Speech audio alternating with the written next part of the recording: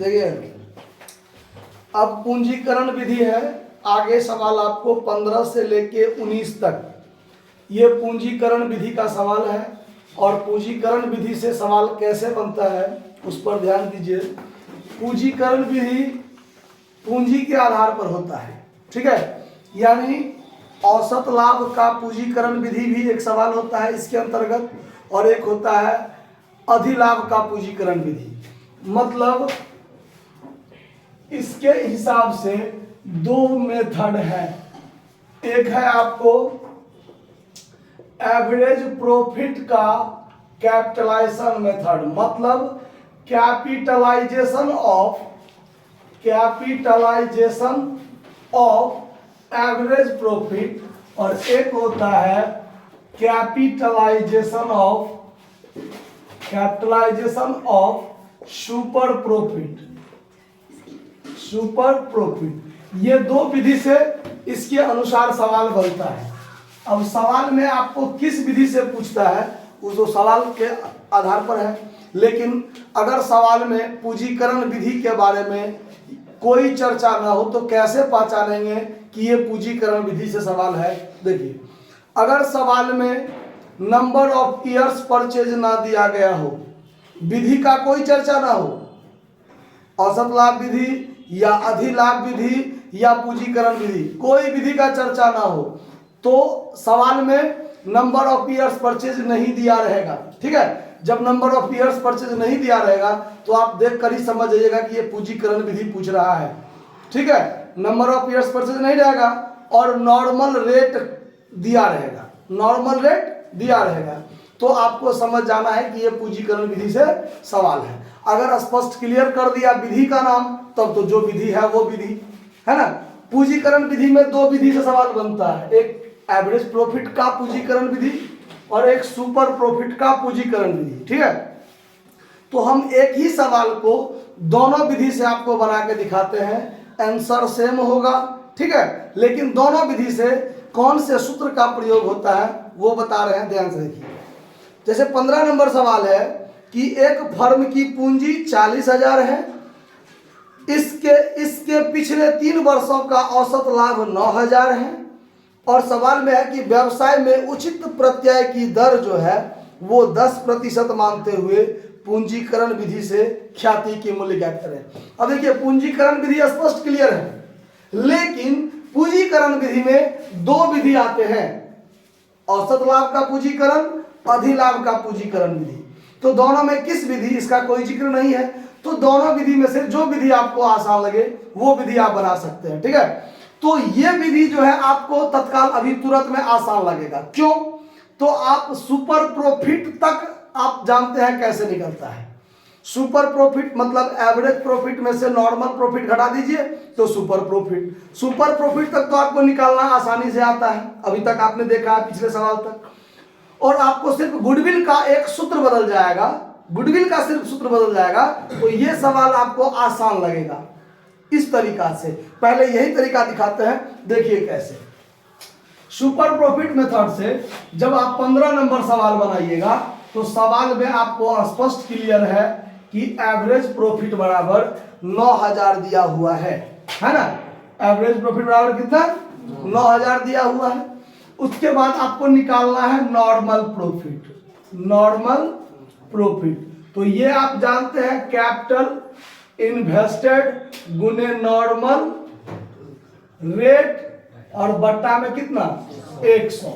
तो पूंजी जो विनियोजित है वो 40,000 विनियोजित है, 40,000 पूंजी विनियोजित है, तो 40,000 गुने रेट कितना है 10%, तब प्रतिशत हटा तो 100, ये से ये कट गया, आपका नॉर्मल प्रॉफिट कितना हो गया 4,000 हो गया।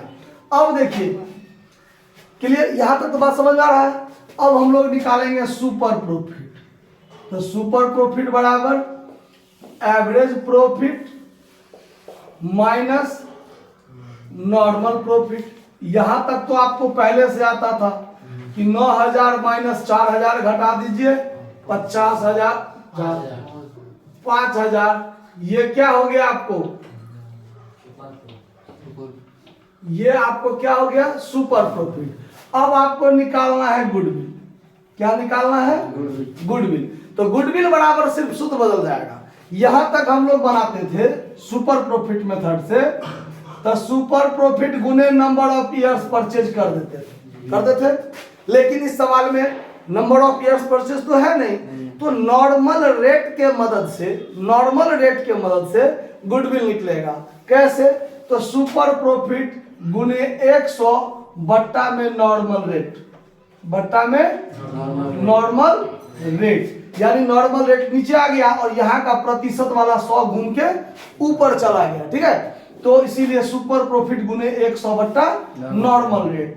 तो सुपर प्रॉफिट है 5000 गुने 100 बट्टा नॉर्मल रेट 4000 नहीं 10 रेट, नॉर्मल रेट न कि नॉर्मल प्रॉफिट, नॉर्मल रेट। अब ये से ये जीरो कट गया, अब 5000 गुने 10 50,000 आपका क्या हो गया? गुडविल हो गया। आया बात समझ में? ये तो सुपर प्रॉफिट मेथड से यहां तक पहले से आता था, सिर्फ ये सूत्र बदल गया। लेकिन जब एवरेज प्रॉफिट का पूंजीकरण विधि से बनाएंगे, उसमें कैसे बनेगा इस पर ध्यान दीजिए। इस विधि में क्या होता है सुन लीजिए कि हमारा व्यवसाय 9000 लाभ कमाया ना, जबकि वास्तव में 9000 कमाया है एवरेज प्रॉफिट, लेकिन 40,000 हमने पूंजी विनियोजित किया है। 40,000 पूंजी विनियोजित किया है मैंने, हमारा व्यवसाय 9000 कमाता है लाभ एवरेज प्रॉफिट। लेकिन एवरेज प्रॉफिट कमाने का जो दर है वो 10% है, 10% है ना। तो यहां पर यह देखा जाता है कि अगर हम जितना पूंजी विनियोग करते हैं उसका 10% हम कमाते हैं, लेकिन जब हम 9000 कमाते हैं तो 10% के हिसाब से हमारा व्यवसाय का पूंजी कितना होना चाहिए, कितना होना, यानी 10% हम कमाते हैं, जितना पूंजी विनियोग करते हैं उसका 10% कमाते हैं। ठीक है, तो 9000 हम कमाते हैं, तो हमारा पूंजी वास्तव में कितना होना चाहिए यह देखना पड़ता है ना। तो अगर मान लीजिए 9000 एवरेज प्रॉफिट है और 10% कमाने का दर है, तो कहने का मतलब हमारा व्यवसाय का पूंजी कितना होना चाहिए? 90,000 होना चाहिए ना। तब ना 90,000 का 10% कमाएंगे तो 9000 कमाएंगे। लेकिन हमारा व्यवसाय का पूंजी है कितना? 40,000 ही है, लेकिन हम 90,000 के आधार पर कमाते हैं 9000, तो हमारा व्यवसाय का गुडविल कितना होगा? तो विनियोजित पूंजी 40,000 और व्यवसाय का पूंजी 90,000 होना चाहिए। तो दोनों का अंतर क्या होता है? वही गुडविल होता है 50,000। समझ में आ बात? तो इसके लिए क्या सूत्र का प्रयोग करना पड़ेगा? तो सबसे पहले निकालना पड़ता है capitalised value of average profit, ये निकालना पड़ता है। तो capitalised value of average profit बराबर सूत्र होता है एवरेज प्रॉफिट गुने 100 बट्टा नॉर्मल रेट। जो सूत्र का हम यहां प्रयोग किए थे सुपर प्रॉफिट के आधार पर, वो एवरेज प्रॉफिट के आधार पर यहां निकालना पड़ता है। तो एवरेज प्रॉफिट गुने 100 बट्टा नॉर्मल रेट, तो हमारा हो गया 9000 गुने 100 बट्टा 10, तो हमारा व्यवसाय का पूंजी कितना होना चाहिए? 90,000 होना चाहिए। और जबकि हम 40,000 पर 9000 कमा लेते हैं, तो बाकी हमारा व्यवसाय का क्या है? गुडविल है ना। तो अब यहां पर कैपिटल, एक्चुअल कैपिटल, जो हमारा एक्चुअल कैपिटल है वो कितना है? यानी कैपिटल इन्वेस्टेड लिख लीजिए। क्या लिख लीजिए? एक्चुअल कैपिटल इन्वेस्टेड जो है मेरा वो 40,000 है। तो गुडविल बराबर क्या हो जाएगा? गुडविल बराबर हो जाएगा कैपिटलाइज्ड